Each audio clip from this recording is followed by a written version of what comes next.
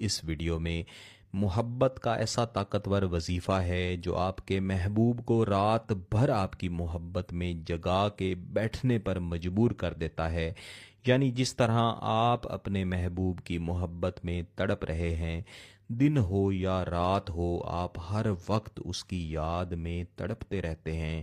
بالخصوص رات کے وقت آپ سو بھی نہیں پاتے، صرف اسی خواہش میں، اسی شوق میں لگے رہتے ہیں کہ کب آپ کے محبوب کے ساتھ آپ کا رابطہ ہو جائے۔ بالخصوص میری وہ بہنیں، میرے وہ بھائی جن کا محبوب پہلے ان کے ساتھ بہترین محبت کرتا تھا یا محبت کرتی تھی، دن رات ان کے رابطے ہوتے تھے، رات بھر ان کی گفتگو ہوتی تھی، اور ان کے تعلق کا فقط ایک ہی مقصد تھا کہ وہ نکاح کریں گے، شادی کریں گے، اور اپنے مقصد کو اور اپنے تعلق کو جائز رکھیں گے، جائز طرف لے کے جائیں گے۔ لیکن اب ان کا محبوب بدل گیا ہے۔ اسی طرح میرے وہ بہن بھائی جو کسی سے شدید ترین محبت کرتے ہیں، اپنی زبان سے اس کے ساتھ محبت کا اقرار اور اظہار نہیں کر پاتے، اور چاہتے ہیں کہ ان کا محبوب ایسے تڑپے کہ خود ان کے ساتھ رابطہ بھی کرے، محبت کا اظہار بھی کرے۔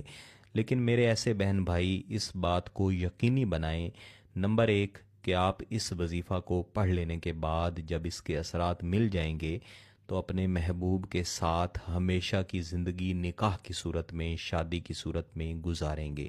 کیونکہ جب آپ کسی کے دل میں شدید ترین محبت پیدا کر لیتے ہیں اور وہ شخص آپ کے ساتھ مائل ہو جاتا ہے، اس کے دل میں آپ کی شدید محبت پیدا ہو جاتی ہے، پھر اگر آپ اسے چھوڑ دیں، اسے بھول جائیں، تو اس کی حالت بہت بری ہوتی ہے۔ اس طرح کی حالت والے بھائی اور بہنیں بہت سارے ہیں جو میرے ساتھ رابطہ کرتے ہیں، اور ان کی حالت دیکھ کر مجھے بہت افسوس ہوتا ہے، اور میں بارہا سوچتا ہوں کہ کسی نہ کسی ویڈیو میں یہ گزارش کرتا رہوں گا کہ جب آپ کسی سے محبت کریں، وہ شخص بھی آپ سے محبت کرے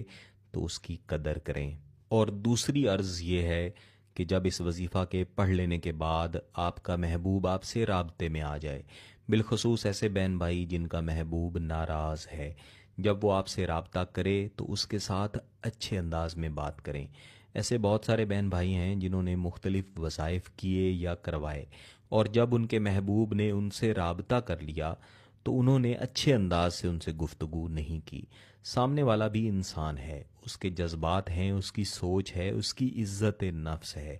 جب آپ کا محبوب آپ سے رابطہ کرے تو اس کے ساتھ اس طرح کا رویہ رکھیں جیسے اپنے محبوب سے رکھنا چاہیے۔ کبھی بھی اس کو برے الفاظ میں یاد نہ کریں، ماضی کی باتیں یاد کروا کے اس کی ماضی کی یاد